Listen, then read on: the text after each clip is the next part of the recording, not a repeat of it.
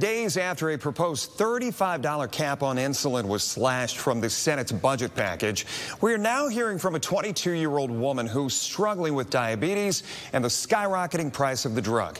Michael Sandlin with more on how this is affecting pretty much every part of her life. According to the CDC, 1 in 10 Americans have some form of diabetes. Autumn Miller is one of those people. She was diagnosed at the age of 1.5, and it's been a constant struggle for her entire life. I continuously have to check my blood sugar. I have indents on my fingers from having to check multiple times a day. And treatment and supplies are far from cheap, with Autumn paying some $16,000 a year with insurance. She says when she heard about the proposed insulin cap, she saw a light at the end of the tunnel. I mean, if I could pay $35 a month for insulin, I don't know what I could afford at that point because I'm so on a budget right now because of this. But all of that hope collapsed when Senate Republicans voted to remove the cap from the budget using a process called reconciliation, leaving Autumn devastated.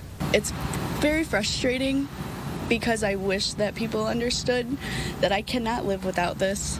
I can't go 12 hours without insulin, or else I'll set myself into DKA, which turns my blood into acid. But why would anyone support removing the measure?